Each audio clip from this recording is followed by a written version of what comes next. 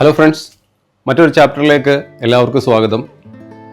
ഇന്ന് ഞാൻ നിങ്ങളടുത്ത് ഡിസ്കസ് ചെയ്യാൻ ആഗ്രഹിക്കുന്ന ഒരു വിഷയം, ഞാൻ 10-18 വർഷമായിട്ട് താമസിക്കുന്ന UAE എന്ന രാജ്യത്തെയും നമ്മുടെ സ്വന്തം കേരളത്തെയും പറ്റിയൊരു കമ്പാരിസൺ വീഡിയോ ആണ്. എന്തുകൊണ്ട് ഇങ്ങനെ ഒരു കമ്പാരിസൺ വീഡിയോ ചെയ്യുന്നു അല്ലെങ്കിൽ ചെയ്യേണ്ടി വന്നു എന്നത് വളരെ ന്യായമായ ഒരു ചോദ്യം തന്നെയാണ്.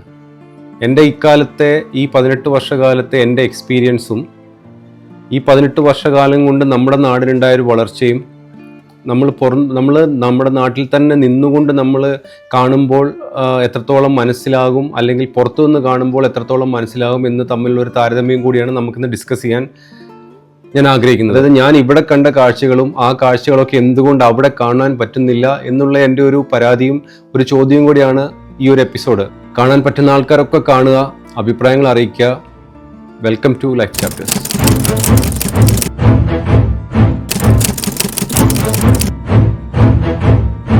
പതിനെട്ട് വർഷം മുമ്പ് ആദ്യമായിട്ട് UAE വരുന്ന സമയത്ത്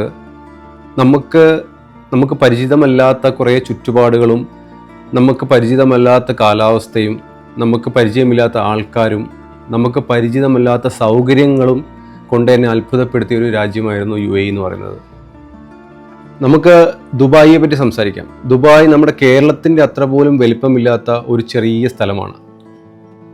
നമ്മളുടെ അത്ര പ്രകൃതി വൈവിധ്യങ്ങളില്ല, പുഴകളില്ല, പർവ്വതങ്ങളില്ല, പച്ചപ്പില്ല, ഹരിതാഭയില്ല, ഒന്നുമില്ലാത്തൊരു മരുഭൂപ്രദേശമാണ് ദുബായ്.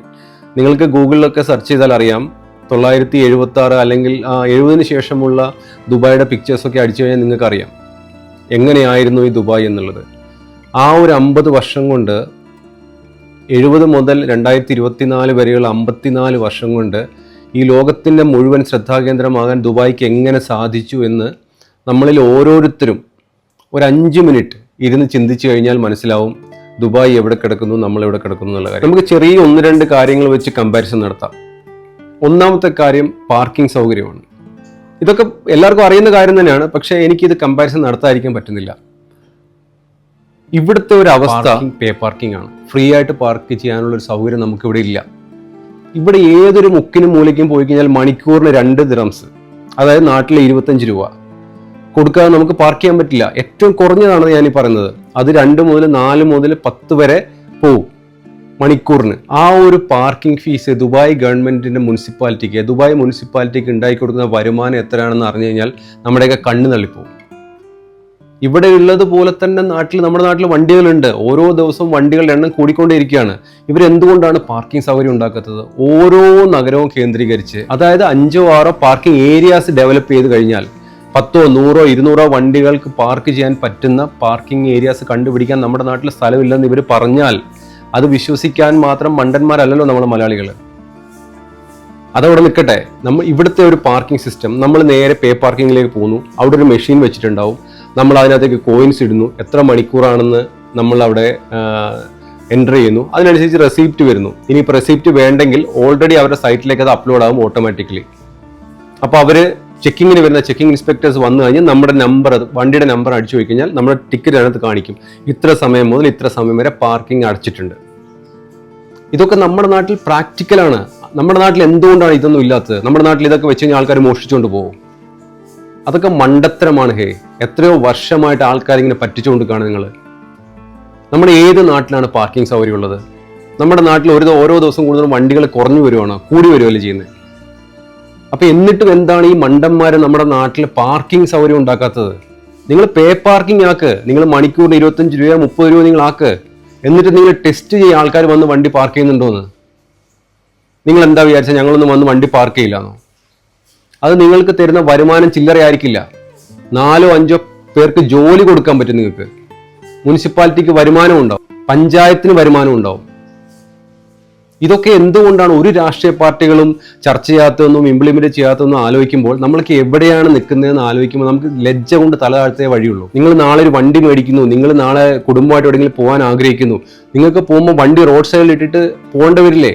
അത് MVD കണ്ട ഫൈൻ തരില്ലേ? അവർക്ക് ആരാണ് അധികാരം കൊടുത്തത് നമുക്ക് ഫൈൻ തരാൻ? ഞങ്ങൾക്ക് പാർക്കിംഗ് സൗകര്യം നിങ്ങൾ ഉണ്ടാക്കിത്താ. എന്നിട്ടും അവിടെ ഇട്ടില്ലെങ്കിൽ നിങ്ങൾ ഫൈൻ താ. വെറുതെ ഒന്നുമല്ലോ, ടാക്സ് കൊടുത്തിട്ടില്ലേ നമ്മൾ വണ്ടി മേടിച്ച് റോഡിൽ ഇറക്കുന്നത്. ചോദ്യം ചെയ്യാനുള്ള കേപ്പബിലിറ്റി വേണം നമ്മുടെ നാട്ടിലുള്ള ആൾക്കാർക്ക്. നിങ്ങളൊക്കെ ഒന്ന് ആലോചിച്ച് നോക്ക്, നമുക്ക് എന്തിനാണ് കുറവുള്ളത്? ഇത്രയും മനോഹരമായ, ഇത്രയും വൈവിധ്യങ്ങളാൽ അനുഗ്രഹീതമായ ഒരു നാട് വേറെ ഈ ലോകത്തുണ്ടോ? നമ്മൾ വെറുതെയാണോ ഗോഡ്സ് ഓൺ കൺട്രി എന്ന് വിളിക്കുന്നത്? ഒരിക്കലുമല്ല. നമ്മൾ ഏറ്റവും നല്ല കാലാവസ്ഥയാൽ അനുഗ്രഹിക്കപ്പെട്ട, ഏറ്റവും നല്ല ഭൂപ്രകൃതിയാൽ അനുഗ്രഹിക്കപ്പെട്ട, ഏറ്റവും അധികം കടൽ തീരങ്ങളാൽ അനുഗ്രഹിക്കപ്പെട്ട, പുഴകളാൽ അനുഗ്രഹിക്കപ്പെട്ട, വനങ്ങളാൽ അനുഗ്രഹിക്കപ്പെട്ട, എന്തിനാലാണ് അനുഗ്രഹിക്കപ്പെടാത്തത് എന്ന് നമുക്ക് ചിന്തിക്കാൻ പറ്റാത്ത ഒരു കേരളത്തിൽ നിന്നാണ് നമ്മളൊക്കെ വരുന്നത്. എന്താണ് കേരളത്തിൻ്റെ ഇന്നത്തെ അവസ്ഥ? നമ്മുടെ രാഷ്ട്രീയക്കാർ സ്വാതന്ത്ര്യം കിട്ടിയതിന് ശേഷം നമ്മുടെ നാട് ഭരിച്ച ഓരോ രാഷ്ട്രീയ പാർട്ടിയും, അതിലെ ഓരോ രാഷ്ട്രീയക്കാരും, നമ്മൾ ഇതിഹാസങ്ങളായി വാഴ്ത്തുന്ന ഓരോ രാഷ്ട്രീയ നേതാക്കന്മാരും അവരെന്താണ് നമ്മുടെ നാടിന് സംഭാവന ചെയ്തതെന്ന് നിങ്ങൾ ആലോചിക്കുക. അവരുടേതായ കാലഘട്ടത്തിൽ അവരെ കൊണ്ട് പറ്റുന്ന പ്രവൃത്തികൾ ചെയ്ത് നന്മയുള്ള മനുഷ്യർ, അല്ലെ നന്മയുള്ള രാഷ്ട്രീയക്കാർ, നന്മയുള്ള പൊതുപ്രവർത്തകൻ എന്ന പേര് സമ്പാദിച്ച് മൺമറഞ്ഞു പോയ ആൾക്കാരാണ്. അവരൊന്നും ഒരിക്കലും ഒരു 50 വർഷങ്ങൾക്ക് ശേഷം എൻ്റെ നാട് എങ്ങനെ ഉണ്ടാവണമെന്ന് ചിന്തിച്ചില്ല. ചിന്തിച്ചിരുന്നെങ്കിൽ നമ്മുടെ നാട് ഇന്ന് ഇങ്ങനെ ഉണ്ടാവുമായിരുന്നില്ല. നമ്മളെ ഇന്ന് ഭരിക്കുന്ന രാഷ്ട്രീയക്കാർ പോലും ഒരു 10 വർഷം കഴിയുമ്പോൾ നമ്മുടെ കേരളം എങ്ങനെ ഉണ്ടാവണം, അല്ലെങ്കിൽ ഒരു 25 വർഷം കഴിയുമ്പോൾ കേരളം എങ്ങനെ ഉണ്ടാവണം, 50 വർഷം കഴിയുമ്പോൾ കേരളം എങ്ങനെ ഉണ്ടാവണം എന്ന് ചിന്തിച്ച് അതിനുവേണ്ടി ഇപ്പോഴേ പ്രവർത്തിക്കാൻ തുടങ്ങിയാൽ നമ്മുടെ നാട് വേറൊരു സ്വർഗമായിട്ട് മാറും. അതിൻ്റെ ഏറ്റവും വലിയ ഉദാഹരണമാണ് 970 ഒരു മരുഭൂമിയായി കിടന്നിരുന്ന UAE, ദുബായ് എന്ന് പറയുന്ന ഈ ഒരു നഗരം ഇന്നൊരു സ്വപ്ന നഗരമായിട്ട് ലോകത്തിന് മുമ്പിൽ തിളങ്ങി നിൽക്കും. ഇവിടുത്തെ ഒരു ജീവിതാനുഭവം എന്നിലുണ്ടാക്കിയ മാറ്റം, എൻ്റെ കാഴ്ചപ്പാടുകളിൽ, എൻ്റെ ചിന്തകളിൽ, എൻ്റെ എല്ലാത്തിലും, എൻ്റെ ജീവിതത്തിലും ഒക്കെ വരുത്തിയൊരു മാറ്റം, കാര്യങ്ങളെ വേറൊരു വീക്ഷണകോണിൽ നിന്ന് കാണാൻ എന്നെ പഠിപ്പിച്ച ഒരു നഗരം കൂടിയാണ് ദുബായ് എന്ന് പറയുന്നത്. നമ്മളെ എല്ലാ സൗകര്യങ്ങളും തന്ന് എത്രയോ 140 150 രാജ്യങ്ങളിൽ നിന്നുള്ള ആൾക്കാരെ ഒരുമിച്ചൊരു കുടക്കീഴിൽ വളർത്തുന്ന ഒരേ ഒരു നഗരമേ ഉള്ളൂ ഈ ലോകത്ത്. അത് ദുബായ് മാത്രമാണ്. അവർക്ക് എങ്ങനെയാണ് ഇതിന് സാധിക്കുന്നത്? നമ്മൾ പഠിക്കേണ്ട കാര്യമാണ്. നമ്മുടെ നാട് എങ്ങനെ ഈ ഒരു ലെവൽ ഇപ്പോഴും നിൽക്കുന്നു, ഇവരെങ്ങനെ ഈ ലെവൽ എത്തി നിൽക്കുന്നു എന്നത് വലിയ പഠന വിഷയമാക്കേണ്ടതാണ്. എന്തിനാണ് നമ്മുടെ രാഷ്ട്രീയക്കാർ പല കാര്യങ്ങളും പഠിക്കാൻ വേണ്ടിയിട്ട് പല ഗൾഫ് രാജ്യങ്ങളിലും, പല വിദേശ രാജ്യങ്ങളിലും, യൂറോപ്പിലും, അമേരിക്കയിലും, നെതർലാൻഡ്സിലും ഒക്കെ ഇവർ യാത്ര ചെയ്യുന്നത് എന്തിനാണ്? എന്തുകൊണ്ടാണ് ഇവർക്ക് പഠിച്ച കാര്യങ്ങൾ ഇംപ്ലിമെൻ്റ് ചെയ്യാൻ പറ്റാത്തത് കേരളത്തിൽ? 2 കാരണങ്ങളുണ്ട്. ഒന്ന്, ഇംപ്ലിമെൻ്റ് ചെയ്യണം എന്നുള്ളൊരു ആർജവം, ഒരു ശക്തി, ഒരു തീരുമാനം എടുക്കാനുള്ള കഴിവില്ലായ്മ, അല്ലെങ്കിൽ എടുത്ത തീരുമാനം ജനങ്ങളെ കൺവിൻസ് ചെയ്യിക്കാനുള്ള കഴിവില്ലായ്മ. തീർച്ചയായിട്ടും ഈ 2 പോയിന്റുകൾ മാത്രമാണുള്ളത്. നിങ്ങൾക്ക് തോന്നുന്നുണ്ടോ നിങ്ങളെ ഒരു രാഷ്ട്രീയക്കാരൻ അല്ലെങ്കിൽ ഒരു രാഷ്ട്രീയ പാർട്ടി നമുക്ക് വരാൻ പോകുന്ന നന്മകളെപ്പറ്റി പറഞ്ഞ് കൺവിൻസ് ചെയ്ത് കഴിഞ്ഞാൽ കേരള സമൂഹം അതിനെ എതിർക്കുമെന്ന്? നമ്മൾ രാഷ്ട്രീയ ഭേദമന്യേ അതിനെ ഒറ്റക്കെട്ടായിട്ട് അംഗീകരിക്കും. അതിനുള്ള വിദ്യാഭ്യാസവും ചിന്താശക്തിയും കേരള ജനതയ്ക്കുണ്ട്. നമ്മൾ വെറും പ്രകൃതിക്ഷോഭങ്ങളും വെള്ളപ്പൊക്കവും വരുമ്പോൾ മാത്രം ഒന്നിച്ച് നിൽക്കുന്ന ഒരു ജനതയല്ല. നമ്മളെ അങ്ങനെ ആക്കുന്നതാണ് രാഷ്ട്രീയക്കാർ, അല്ലെങ്കിൽ സോഷ്യൽ മീഡിയയിൽ പടച്ചുവിടുന്ന അത്തരം പോസ്റ്റുകളാണ് നമ്മൾ പ്രകൃതിക്ഷോഭം വരുമ്പോൾ മാത്രം ഒന്നിച്ച് നിൽക്കുന്ന ഒരു ജനതയായി ചിത്രീകരിക്കുന്നത്. അങ്ങനെയല്ല. നമ്മളെ കൺവിൻസ് ചെയ്യാൻ, നമ്മുടെ സാധാരണ ജനങ്ങളെ കൺവിൻസ് ചെയ്യാൻ നമ്മുടെ രാഷ്ട്രീയക്കാർക്ക് പറ്റാറില്ല. അതിനുള്ള ഒരു കാരണമായിട്ട് എനിക്ക് തോന്നുന്നത് അവർ പഠിക്കാത്തത് കൊണ്ടാണ് അതിനെ പറ്റിയിട്ട്. എന്തിനാണ് ഇവർ അമേരിക്കയിലും യൂറോപ്പിലും എല്ലാ സ്ഥലത്തും കറങ്ങി നടക്കുന്നത്? അവർ ഈ 3 മണിക്കൂർ യാത്ര ചെയ്ത് ദുബായിലേക്ക് വന്നാൽ മതിയല്ലോ. അവർക്ക് പഠിക്കാമല്ലോ എല്ലാം. എങ്ങനെയാണ് റോഡ് വികസിപ്പിക്കേണ്ടതെന്നും, എങ്ങനെയാണ് ബിൽഡിങ്ങുകൾ ഉണ്ടാക്കേണ്ടതെന്നും, എങ്ങനെയാണ് പ്രകൃതിയെ സംരക്ഷിക്കേണ്ടതെന്നും, എങ്ങനെയാണ് പച്ചപ്പ് നിലനിർത്തേണ്ടതെന്നും, എങ്ങനെ മഴ പെയ്ക്കണമെന്നും, എങ്ങനെ ചൂട് കുറയ്ക്കണമെന്നും, എങ്ങനെ സൗരോർജ്ജം ഉപയോഗിക്കണമെന്നും ഒക്കെ 100,000 കാര്യങ്ങൾ നമ്മളെ ഈ അയൽവക്കത്ത് കിടക്കുന്ന ദുബായിൽ നിന്ന് പഠിച്ചിട്ട് നമുക്ക് നാട്ടിലേക്ക് കൊണ്ടുപോയി ഇംപ്ലിമെന്റ് ചെയ്യാം. എന്താണ് ഇവർ ചെയ്യാത്തത്? ചിന്തിക്കണം. നിങ്ങൾ ഓരോരുത്തരും ചിന്തിക്കണം. ഇതിവിടെ നിൽക്കുന്ന എന്നെ പോലത്തെ 100,000 കണക്കിന് പ്രവാസികൾ ആലോചിക്കുന്നൊരു കാര്യമാണ്. നിങ്ങളൊക്കെ കേൾക്കണം, നിങ്ങളൊക്കെ ആലോചിച്ച് ചിന്തകളിൽ മാറ്റം വരുത്തണം. എൻ്റെ അഭിപ്രായത്തിൽ കേരള ജനതയാണ് ഈ ലോകത്തിലേക്ക് എല്ലാ സൗകര്യങ്ങളും അർഹിക്കുന്ന ഒരു ജനത. ഇത്രയും വിദേശ പണം, ഇത്രയും പണം നാട്ടിലേക്ക് അയക്കുന്ന വേറൊരു സമൂഹ ലോകത്തിലുണ്ടോ? എത്രായിരം കോടിയാണ് നമ്മളൊരു മാസം നാട്ടിലേക്ക് അയക്കുന്നത്? എന്തുകൊണ്ട് ആ പണം കൊണ്ട് നാട്ടിൽ ഉപയോഗം ഉണ്ടാവുന്നില്ല? ഇനി ഒരു 10 കൊല്ലോ 20 കൊല്ലോ 30 കൊല്ലോ കഴിയുമ്പോൾ അന്നേരം ഉണ്ടാകുന്ന ന്യൂ ജനറേഷൻ ആൾക്കാരും ഇപ്പം നമ്മൾ സഹിക്കുന്നതൊക്കെ സഹിക്കണം എന്നാണോ നിങ്ങളെല്ലാവരും പറയുന്നത്? മാറേണ്ടത് കാഴ്ചപ്പാടാണ്. ജനങ്ങളുടെ മാത്രമല്ല, രാഷ്ട്രീയക്കാരുടെ കാഴ്ചപ്പാടാണ് ആദ്യം മാറേണ്ടത്. ആ മാറിയ കാഴ്ചപ്പാടുള്ള രാഷ്ട്രീയക്കാർ അധികാരത്തിൽ വന്ന് ജനങ്ങളെ കൺവിൻസ് ചെയ്യണം, ഇതാണ് നമ്മുടെ നാടിന് വേണ്ടത്, ഇത് നമ്മുടെ നാടിന് പറ്റിയതല്ല എന്ന്. രാഷ്ട്രീയ കക്ഷി ഭേദമന്യേ ഇവർ ഒരുമിച്ചിരുന്ന് സ്വയം കൺവിൻസ്ഡായി ജനങ്ങളെ കൺവിൻസ് ചെയ്യുമ്പോൾ മാത്രമേ നമ്മുടെ നാട് മുന്നോട്ട് പോകും. അവിടെയാണ് ഈ ദുബായ് എന്ന് പറഞ്ഞ കൊച്ചു പ്രദേശത്തിന്റെ ഭരണാധികാരി ലോകത്തിന് നെറുകയിൽ നിൽക്കുന്നത്.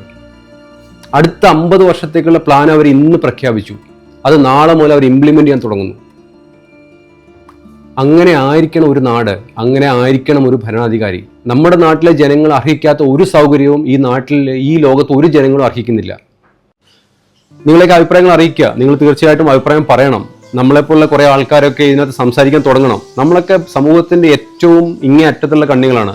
നമ്മൾ സമൂഹത്തിൽ വലിയ പ്രശസ്തരായ ആൾക്കാരോ നമ്മൾ രാഷ്ട്രീയക്കാരോ നമ്മൾ ഫിലിം സ്റ്റാർസോ ഒന്നുമല്ല. നമ്മൾ നമ്മുടെ സോഷ്യൽ മീഡിയ ഇൻഫ്ലുവൻസർ പോലും അല്ല. ഞാനൊരു സാധാരണ മനുഷ്യനാണ്, സാധാരണ ഒരു മലയാളിയാണ്. എൻ്റെ ഉള്ളിലുള്ള ഇത്തരം ഫ്രസ്ട്രേഷൻസ് എനിക്ക് ഇങ്ങനെ പറയാൻ പറ്റുമെങ്കിൽ നിങ്ങൾക്കും പറയാൻ പറ്റും. നിങ്ങൾ പുറത്ത് പറയണം, തുറന്നു പറയണം. നമ്മുടെ നാട് ഇങ്ങനെയല്ല നിൽക്കേണ്ടതെന്നും നമ്മുടെ നാട് ഒരുപാട് മാറേണ്ടതുണ്ടെന്നും നമ്മുടെ നാട് മറ്റുള്ള നാടുകൾക്ക് മാതൃകയാൻ കേപ്പബിൾ ആയിട്ടുള്ള ഒരു സ്ഥലമാണെന്നും നമുക്ക് തെളിയിക്കണമെങ്കിൽ നമ്മളെല്ലാവരും ഒരുമിച്ച് ഈ പറഞ്ഞ രാഷ്ട്രീയ കക്ഷി മറന്ന് കേരളം അല്ലെങ്കിൽ മലയാളി എന്നുള്ള രീതിയിൽ ഒന്നിച്ചെന്നെങ്കിൽ മാത്രമേ ഇതൊക്കെ സാധ്യമാവുള്ളൂ. അതിന് ഏത് രാഷ്ട്രീയ പാർട്ടി എതിരെ നിന്ന് കഴിഞ്ഞാലും കല്ലി വലിന്ന് പറയാം. ഇത് നമ്മുടെ നാടിന്റെ പൊതുവായ കുറെ ആവശ്യങ്ങളാണ്. നമുക്ക് വേണ്ട സൗകര്യങ്ങളാണ്. നമുക്ക് വേണ്ട സൗകര്യങ്ങൾ നമ്മൾ ചോദിച്ചു മേടിക്കണം. കാരണം നമ്മളാണ് ഇവരെ അധികാരത്തിൽ കയറ്റുന്നത്. അപ്പൊ നമുക്ക് ആവശ്യമുള്ള സൗകര്യങ്ങൾ ഗവൺമെന്റ് നമ്മളെ കൺവിൻസ് ചെയ്യുന്നില്ലെങ്കിൽ നമ്മൾ ഗവൺമെന്റിനെ കൺവിൻസ് ചെയ്യണം. നമുക്കത് വേണം. നമുക്കത് ചോദിച്ചു മേടിക്കാനുള്ള എല്ലാ അവകാശങ്ങളും ഉണ്ട്. നമുക്ക് വീണ്ടും ഇത്തരം ചെറിയ ചെറിയ വിഷയങ്ങളുമായിട്ട് നമുക്ക് ഇടയ്ക്കിടയ്ക്ക് കാണാം. See you in the next video. Goodbye.